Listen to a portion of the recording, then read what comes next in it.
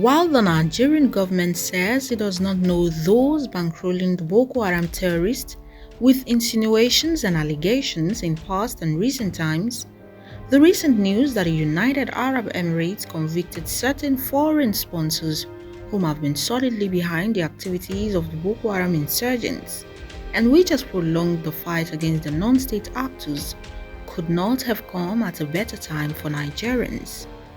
We don't know their sponsors, and even if we know, even if it's possible for the country or for not the team, the operations team to know, they will be tracked, they will be traced. We have the arm of the intelligence vision said I should do that, and I should be the National Intelligence Agency, the DSS. For we, the military, yes. We are permanently in the operation field, in the trenches, if there are trenches, and in the front lines. This breakthrough by the United Arab Emirates comes at a time when the Nigerian government has committed itself to further grant amnesty and reintegrate repentant Boko Haram insurgents into their immediate communities. 6 Nigerians have been convicted by an Abu Dhabi Court of Appeal in the United Arab Emirates for funding the dreaded terror group. The conviction was upheld by the appellate court after a lower court in the UAE had earlier found them guilty. Reports say Suraju Abubakar, Mohammed, and Saleh Yusuf Adamu were sentenced to life imprisonment for joining, aiding and abetting the terror group knowingly, an action which goes contrary to Article 22/2 of the United Arab Emirates Federal Anti-Terrorism Law No. 7 of 2017 and is punishable by death or life imprisonment. Their accomplices, who are Ibrahim Ali Al-Hassan, Abdurrahman Ado Musa, Bashir Ali Yusuf, and Muhammad Ibrahim Isa, were sentenced to 10 years behind bars. The punishment for their conviction, as contained under Article 31, Clause 1, is life imprisonment or at least 5 years in jail. They were apprehended in 2017 and a search for their home was conducted by law enforcement agents.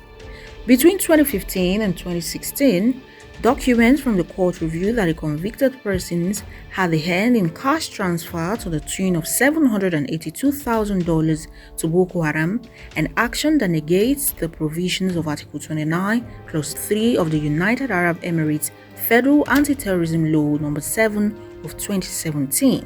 Investigations, according to the National Security Bureau, revealed that the convicts were partners with the sect, which had wreaked havoc in parts of the country and taken the northeast as their enclave.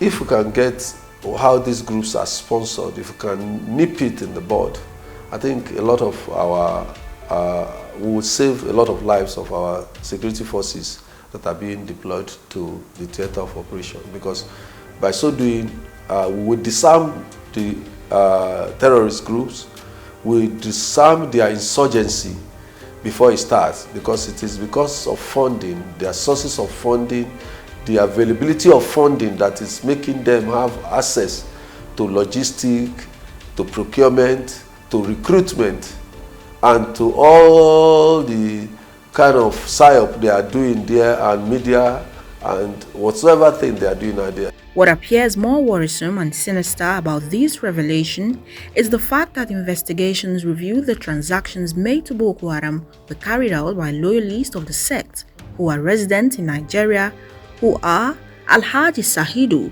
and Alhaji Ashiru. Alhaji Ashiru is said to be a government official who has, in time past, allegedly channeled public funds to terrorists. The tweet by the chairman Nigerians in Diaspora Commission, Mrs. Abike Dabiri Erewa, reads in part, "They can approach the Supreme Court if they so desire, as we continue to appeal to Nigerians all over the world to desist from crime and criminality." The case had been in court since 2015. End of quote. One would expect that with the information in public domain, the identity of the government official would have been revealed. But up till this time of filing this report, their visual identity remains a mystery. Some have said on social media, which was gathered by Roots TV, who is the government official? Where are their photographs and details? What is good for the goose should be good for the gander. Alhaji Sahidu's mode of operation is said to be the use of unknown Arabians on a trip to Dubai from Turkey, who then hand over US dollars to the convicted persons, who proceeds to pay an equivalent of the money in Nigerian currency to the insurgents. It should no longer be surprising how these people get sophisticated weapons, vehicles, machinery, food, water, fuel to continue to thrive in their heinous act, despite the fact that the government ordered the closure of all land borders. There's a political coloration to everything that is going on about this Boko Haram thing. You heard about the people that are just sentenced on Monday in United, and they mentioned some government officials that are culpable in the funding. Who are they?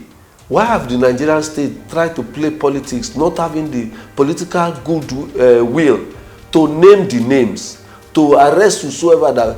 It's not a new thing that we are hearing, that there are some politicians that are culpable, that are also influencing and that are sympathetic to the causes of this group.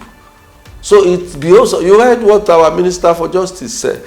Oh, we are trying to look at it. Since 2017, this case has been on, these people have been on trial.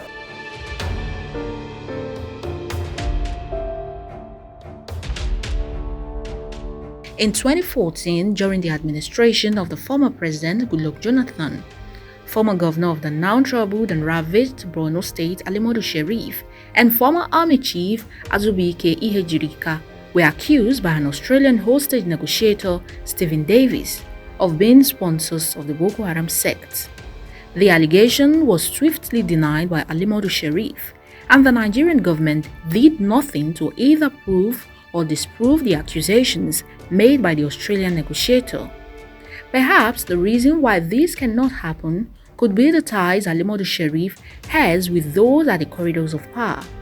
He is an in-law to President Muhammadu Buhari, and putting the Nigerian factor into consideration, this perhaps hampered the move to probe and investigate the two-term governor of Borno State. This question, if the Nigerian nation is truly ready, or the government, which some opine could be aware of the root cause of the entire problem, could be playing to the gallery, considering the pardon, rehabilitation, and reintegration of ex-Boko Haram fighters. Cross-section of Nigerians say those handling the machineries of government know where the root of the problem lies, and there might not be a headway to ever see an end to the decade-long activities of the insurgents. Allahu Akbar!